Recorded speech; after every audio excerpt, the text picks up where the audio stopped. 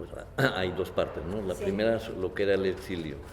Efectivamente, en el exilio no había solo refugiados, libertarios, había republicanos, había comunistas, había todo el espectro que había Así. durante la guerra civil, ¿no?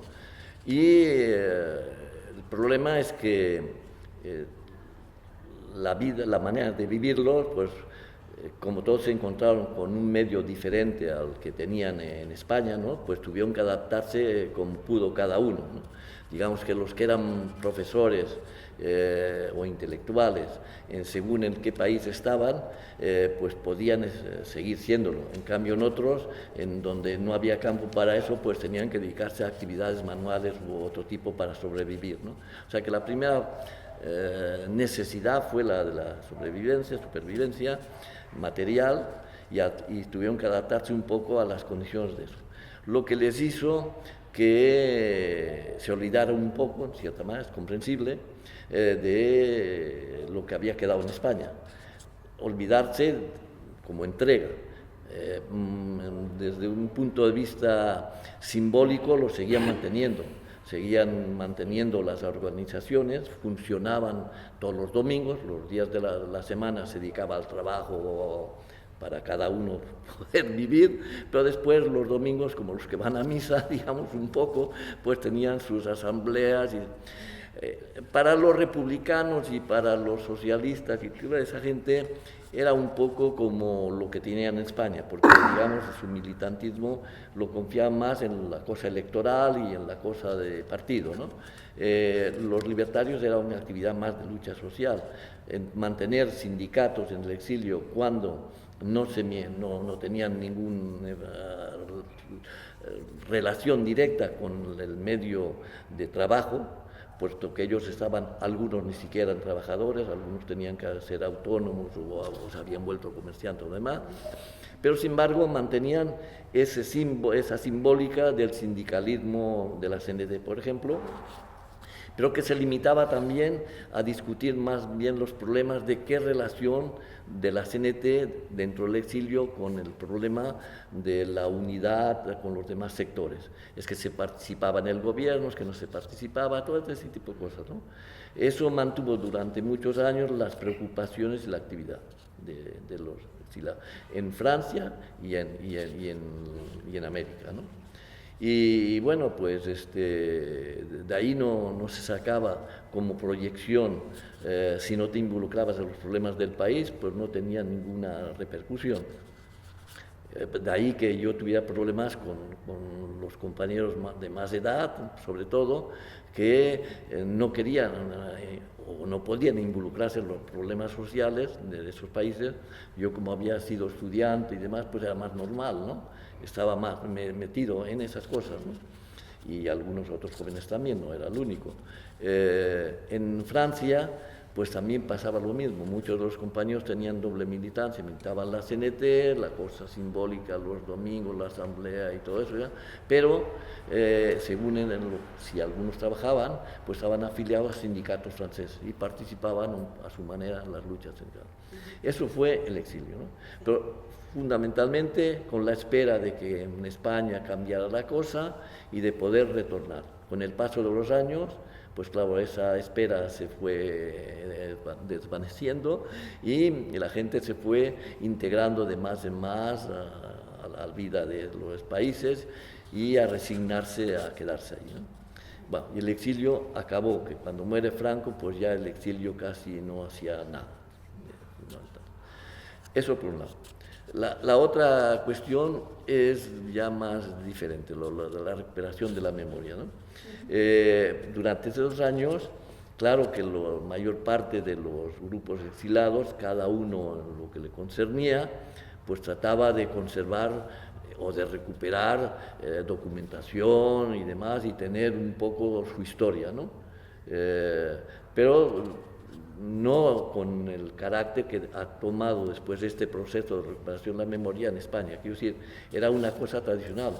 Los de la CNT pues trataban de eso, ¿no? De crear bibliotecas, crear centros de estudio en donde toda esa memoria histórica que se podía recuperar, pues conservarla y algún momento darle una difusión a través de editoriales, ¿no?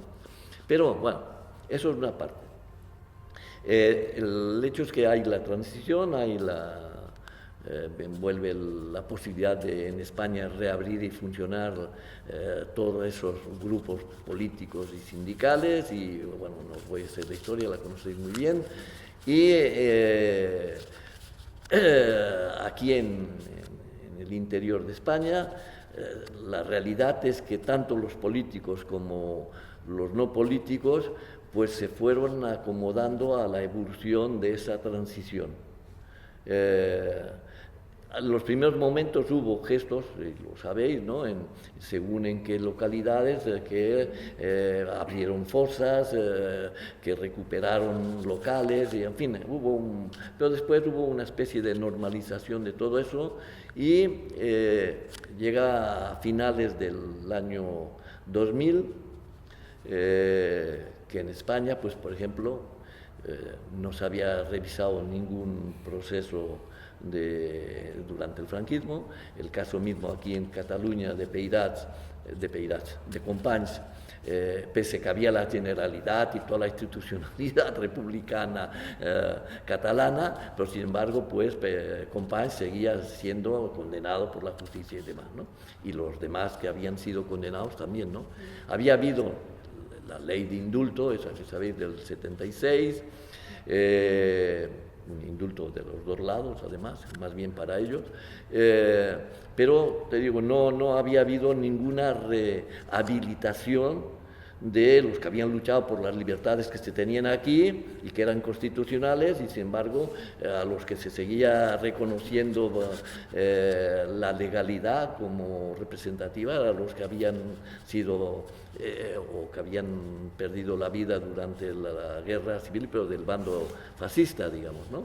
En cambio los otros no. Bueno, sabéis que el movimiento memorialista comienza en el 2000, más o menos, ¿no? Pero antes de eso, en lo que concierne a la memoria, la memoria me parece que es fundamental, ¿no? Si no tienes memoria del pasado, es difícil que te proyectes para el futuro. Es una evidencia, ¿no?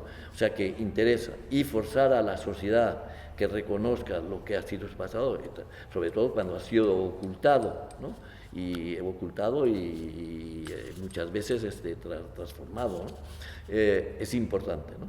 Entonces nosotros comenzamos en el año 96, las casualidades, ¿no? De dos realizadores catalanes, Lala Goma y Javier Montañá, que quisieron hacer un documental sobre Delgado y Granados, porque había habido antes una realizadora de Madrid, de la televisión española, que había hecho un documental, Objetivo Matar a Franco, ¿no? Que me entrevistó a mí y bueno, yo expliqué lo que había sido el caso de Delgado y Granados, un poco resumido, y ellos quisieron abordarlo de una manera más concreta. Eso fue Luis Andrés Edo, aquí en Barcelona, que tenía el contacto con ellos, me habló, pudimos reunirnos con las familias de Delgado y Granados, todos, ¿no? Y los que habían participado más o menos en aquellas acciones, Antonio Martín y Javier, se me ha ido el nombre ahora, que eran los dos compañeros que habían hecho las acciones de Madrid en el año 63 por las que habían sido ejecutados Delgado y Granados, que no las habían hecho. O sea que teníamos las personas vivas que decían fuimos nosotros que lo hicimos, las familias de los dos dispuestas a hacer algo, y entonces decidimos crear un grupo de apoyo a la revisión del caso Delgado y Granados, ¿no? Y lanzar ellos presentaron una demanda en el tribunal el Constitucional y el otro tribunal, Tribunal Supremo. Se presentó una petición de revisión del caso en el Tribunal Supremo para remover la cosa, ¿no? Yo vine aquí, además hubo un periodista de Madrid que sacó un libro sobre Delgado y Granados, Carlos Fonseca, que también me hicieron venir para la presentación y en fin, todo eso removía la cuestión. Comenzamos a tratar de forzar sobre todo a Izquierda Unida para que apoyara esas cosas, y aquí a Izquierda Republicana. Yo me entrevisté con algunos de los representantes que ellos tenían en los parlamentos para que presentaran mociones que se llama petición de ley para esa revisión, ¿no? O sea, comenzamos a remover la cosa, y eso fue se presentó la primera demanda de revisión en el 98. Antes de eso, históricamente, había habido una en el 94, me parece, o 93, porque no hay que olvidar que en ese momento había habido gobiernos durante 14 años de Felipe González, gobiernos socialistas, que no habían hecho nada por la memoria histórica, y que la familia de Grimau, del comunista que había sido ejecutado también antes de Delgado y Granados en 63, la familia presentó una petición de revisión que le fue denegada y que el gobierno de socialista no apoyó. Quedó inclusive ni siquiera al Partido Comunista tampoco, porque estaban muy comprometidos con lo de la transición, que hizo que se molestara también la familia. Bueno, o sea que había habido ya ese antecedente, pero nosotros relanzamos porque la excusa que daban es que ya se había sido juzgado y solamente se podían revisar los procesos si había un hecho nuevo. El hecho nuevo en justicia, es lástima que no esté Leo, que es el abogado, ese hecho nuevo obliga a la justicia a reabrir. El hecho nuevo era que los verdaderos ejecutores de las acciones estaban dispuestos a testimoniar que los otros habían sido ejecutados y que eran inocentes de eso, ¿no? O sea que había argumentos jurídicos.